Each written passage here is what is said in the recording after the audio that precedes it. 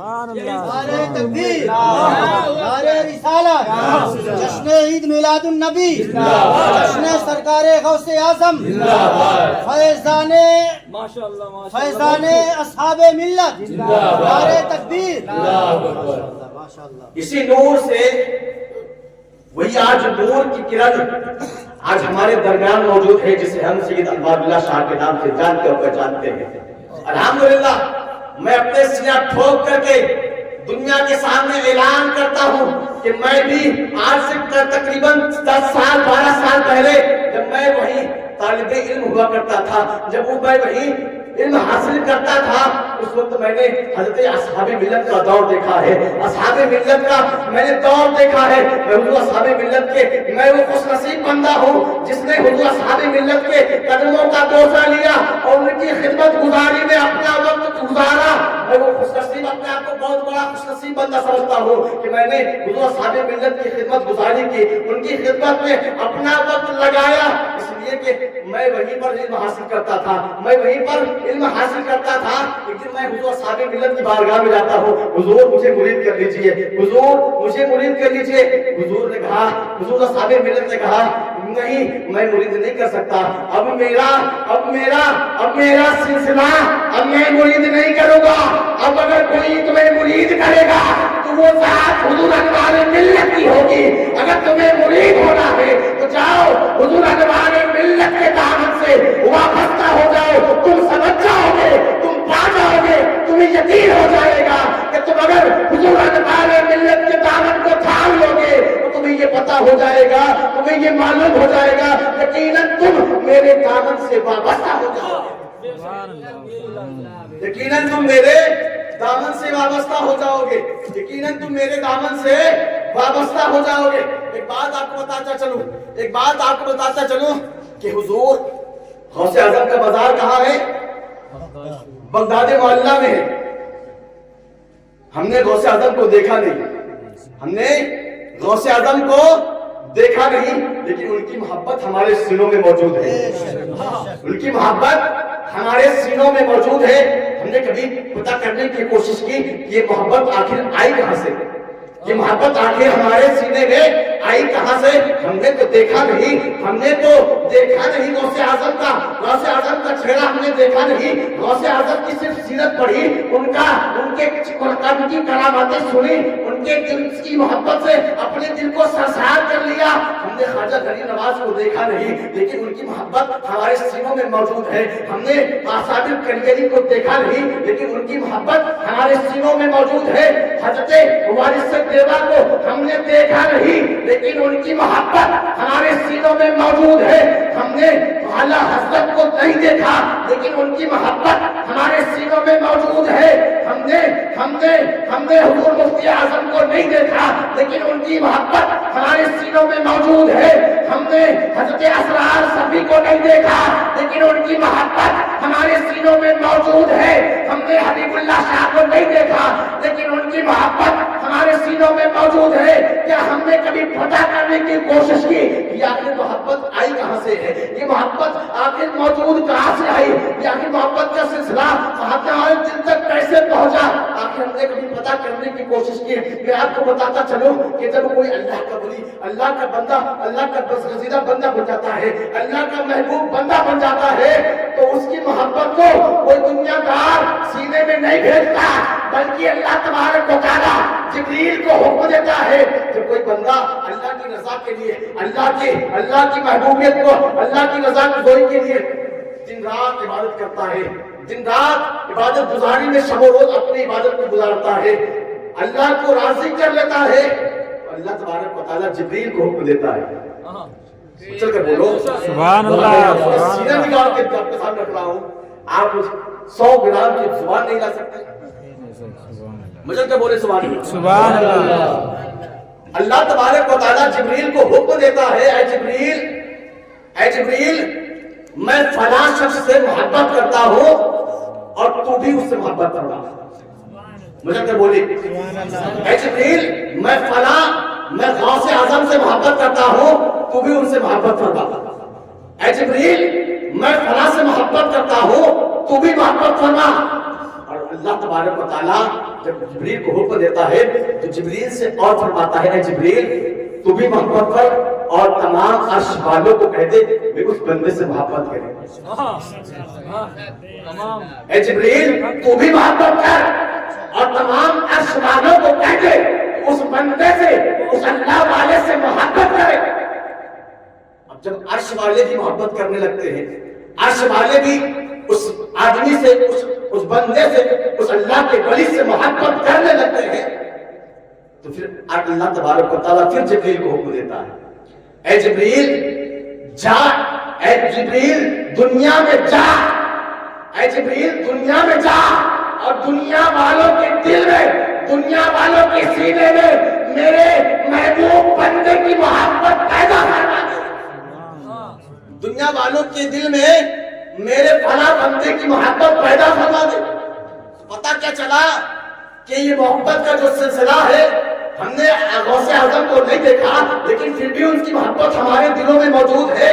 ہم نے خواجہ غریب نواز کو نہیں دیکھا پھر بھی ان کی محبت ہمارے دلوں میں موجود ہے.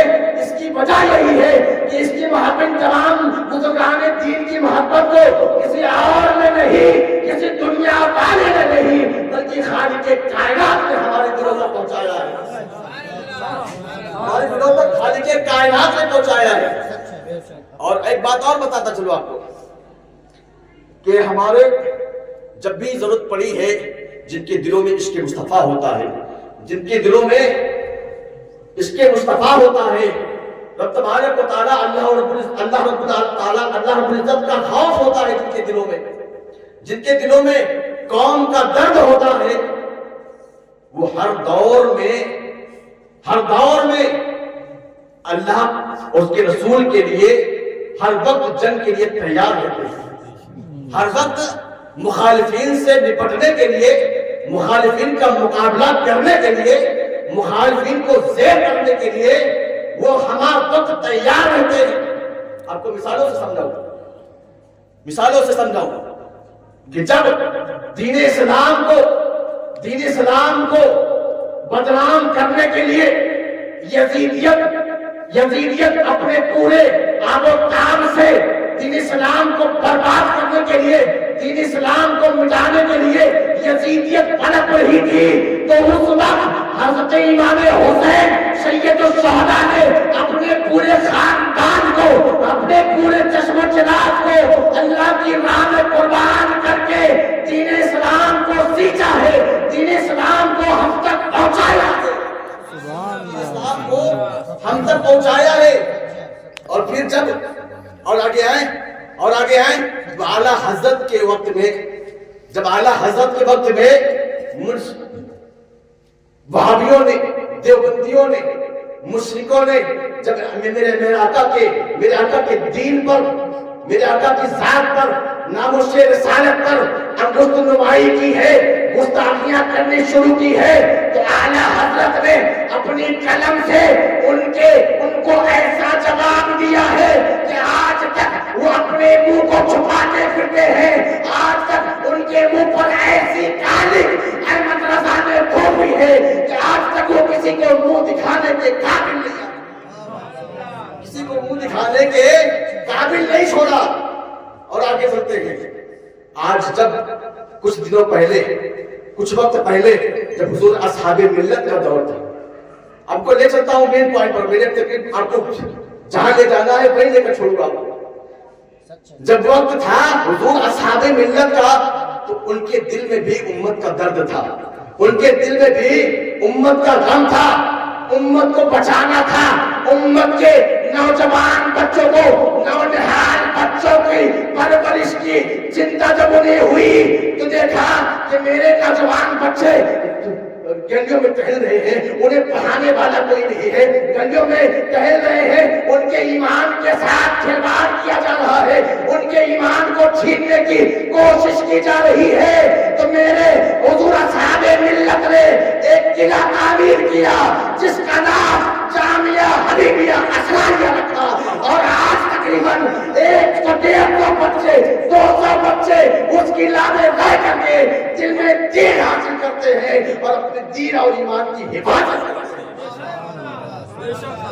अपने दीन और ईमान की नारे रिसालत या रसूल अल्लाह। जश्न गौसे आजम जश्न ईद मिलादुन नबी नारे तकबीर नारे रिसालत माशाअल्लाह माशाअल्लाह। बड़ी तेजी के साथ, आपका ज्यादा वक्त ना लूंगा, वो तो नहीं हो रहे, नहीं वो तो नहीं हो रहे। नहीं आज इस दौर में अपने जहन को करीब रखें, अपने जहन को तवज्जो दे मेरी तरफ। आज इस दौर में जब हमारी बच्चियों पर, आज इस दौर में जब हमारी बच्चियों पर, हमारी बहनों पर गंदी निगाहें उठने लगी, आज इस दौर में जब हमारी बच्चों के ईमान के साथ खिलवाड़ करने होने लगा, तो मेरे पीरों मुर्शिद, हम सबके पीरों मुर्शिद हुजूर अनवार मिल्लत ने, उनकी फिक्र ने एक ऐसा किला तामीर किया जिसका नाम जामिया हबीबिया लिल बनात रखा। और आज उसी किले में रह करके तकरीबन 500 बच्चियां अपने ईमान की, अपने इस्मत जही की, अपनी इज्जत की, अपनी आफियत की, अपने ईमान की, अपने घर वालों की हिफाजत करती नजर आती है, अपने ईमान की हिफाजत करती हुई नजर आती है। ये उम्मत का दर्द ही तो है, ये उम्मत का दर्द ही तो है कि हर दौर में उम्मत का गम रखने वालों ने उम्मत का गम समझा है और उसके गम को दूर करने के लिए कुछ ना कुछ बंदोबस्त किया है, कुछ ना कुछ इंतजाम किया है। आज उसी हम सब के पीर मुर्शिद ने एक मदरसा कायम किया है जिसका नाम जामिया हबीबिया असरारिया लिल बनात रखा। उसी मदरसे में आज तकरीबन 500 बच्चियां पढ़ती हैं। इनके वालिद गिरामी यानी हुजूर असहाबे मिल्लत ने बच्चों यानी लड़कों का मदरसा कायम किया और उनके साहबजादे यानी हुजूर अनवार मिल्लत ने एक लड़कियों का मदरसा कायम किया जिसमें बच्चियां आकर पढ़ती हैं, अपने ईमान और अकीदे की और अपने इज्जत की हिफाजत करती हैं, जिन्हें इल्म दीन से आरास्ता किया जाता है, जिन्हें ये सिखाया जाता है कि तुम्हें किस तरह अपने दीन की हिफाजत करनी है। उन्हें ये सिखाया जाता है कि तुम्हें अपने दीन को छोड़कर किसी और के दीन को नहीं जाती, किसी और के दीन को नहीं चूज करना है, किसी और के दीन को नहीं अपनाना है, बल्कि तुम्हारा दीन तो वो है जिन्हें रब ने कहा है इन्ना दीना इंदल्लाहि इस्लाम। मेरा दीन, अल्लाह ने जिस दीन को पसंद फरमाया है तुम उसी दीन के मानने वाले हो, तुम उसी दीन को अपनाने वाली हो। अरे मेरी शहजादियों, मैं तुम्हें भी एक पैगाम देता हूँ हुजूर अनवार मिल्लत की मौजूदगी में। ऐ मेरी शहजादियों, अल्लाह तबारक व तआला ने, अल्लाह उसके रसूल ने तुम्हें को मकाम और मर्तबा अता फरमाया है कि तुम्हें जब रसूल की आमद से पहले तुम्हें जिंदा दफन कर दिया जाता था, तुम्हारी इज्जतों के साथ खिलवाड़ किया जाता था। आज जो औरतें हम पर अलगुस्माई करती हैं कि हमें इस्लाम ने कैद खाने में बंद कर दिया है, आज इस्लाम ने हमें चार दीवारी में कैद कर दिया है, आज इस्लाम ने हमें मुक़य्यद करके रख दिया है, आज इस्लाम ने हमें पाबंदियों के घेरे में जकड़ कर रख दिया है। मैं तुम्हें बताना चाहता हूँ ऐ मेरे इस्लाम के शहजादियों, तुम्हारा हाल तो इससे कहीं ज्यादा बदतर था। मेरे हबीब के आने पहले, मेरे मुस्तफा के आने से पहले तुम्हें जिंदा दफन कर दिया जाता था, तुम्हारे जिस्मों का बाजार गर्म किया जाता था, तुम्हें कोई अपनाने की तुम्हारे जिस्म की कीमत लगाई जाती थी। मेरे मुस्तफा के आने के बाद तुम्हें वो मकाम मिला है, तुम्हें वो इज्जत दी गई है, तुम्हें इस्लाम ने वो मकाम दिया है कि अगर बेटी है तो घर पे रहमत है, अगर बीवी है तो घर पे बरकत है, अगर माँ बन जाए तो उसके कदमों के नीचे जन्नत है। अगर माँ बन जाए तो उसके कदमों के नीचे जन्नत है। तो बताओ मेरे दोस्तों, बताओ मेरी इस्लाम के शहजादियों, तुम्हारे कदम का ये आलम है कि अल्लाह ने सबसे बड़ी नेमत, जन्नत जैसी अजीम नेमत तुम्हारे कदमों के नीचे रख दी। तो बताओ जिसके कदम का ये मकाम हो तो उसके पेशानी का मतलब क्या होगा, उसकी पेशानी का मकाम क्या होगा। मेरे मुस्तफा के दीवानों, आज का यही पैगाम है कि हम खुद भी अपनी हिफाजत करें, अपने घर वालों की, अपने बच्चों की हिफाजत करें। आज हमारे हिंदुस्तान का माहौल इतना खराब हो चुका है कि न जाने कितनी हमारी बच्चियां इस्लाम से मुर्तद होकर के दूसरे धर्म को अपना चुकी हैं। मैं आपसे गुजारिश करता हूँ, अपील करता हूँ मेरे दोस्तों, हम खुद भी अपनी हिफाजत करें। अब خاص طور سے اپنے گھر والوں کی اپنے بچوں کی حفاظت کریں. آج دور میں سب سے بڑا اگر کسی چیز نے ہمیں اب خسارے میں لا کر کے چھوڑا ہے تو وہ موبائل ہے. قسم خدا کی اگر وہ آپ کی بہن آپ سے آپ کی بچی آپ سے 50,000 کا 1,00,000 کا گہنا مانگے, ٹپ مانگے, جویلری مانگے تو قسم خدا کی 1,05,00,000 تک کا بنوا کے دے دینا, لیکن قسم خدا کی اسے 10,000 کا موبائل اس کے ہاتھ میں مت دینا, کیونکہ جب آپ موبائل دے دیتے ہیں تو آپ کے گھر کی بربادی کا سلسلہ وہیں سے شروع ہو جاتا ہے. آپ سمجھتے ہیں کہ میری بہن تو گھر سے نکلتی نہیں ہے, میری بچی تو گھر سے نکلتی نہیں ہے, میری بہن تو گھر کی چار دیواری کے اندر رہتی ہے. میرے دوستو, یہ موبائل ایسی چیز ہے کہ آپ یہاں بیٹھے بیٹھے نہ جانے کہاں کا نظارہ کر لیتے ہیں, نہ جانے کس سے باتیں کرتے ہیں, وہ آپ کو نہیں پتا. آپ نے اپنے بچے اپنے بہنوں کو موبائل دے دیا, آپ نے کبھی خبر گیری نہ کی, آپ نے کبھی نہیں سوچا کہ اس موبائل میں جو بیلنس آتا ہے, جو ریچارج ہوتا ہے, وہ کہاں سے آتا ہے. میں نے تو پیسے دیا نہیں ہے, گھر والوں نے کوئی پیسہ دیا نہیں ہے, وہ ریچارج آیا تو کہاں سے آیا, جو انٹرنیٹ چل رہا ہے وہ کس کے پیسوں سے چل رہا ہے, ہم نے کبھی غور کرنے کی کوشش نہیں کی. میرے دوستو, اگر ہم اپنے گھر والوں کی عزت کو بچانا چاہتے ہیں تو ہم کبھی بھی اپنے گھر والوں کو, اپنی بہنوں کو, اپنی بچیوں کو سوشل میڈیا سے دور رکھیں, کیونکہ سوشل میڈیا اس وقت بڑے خطرناک طریقے سے کام کر رہا ہے, بڑی بری طریقے سے کام کر رہا ہے. میرے دوستو, آج کا یہی پیغام ہے کہ ہم خود بھی اپنی حفاظت کریں, اپنے گھر والوں کی, اپنے بہن بچوں کی حفاظت کریں. استغفر اللہ ربی من کل ذنب واتوب الیہ وما توفیقی الا باللہ. السلام علیکم ورحمۃ اللہ تعالی وبرکاتہ. انشاءاللہ پھر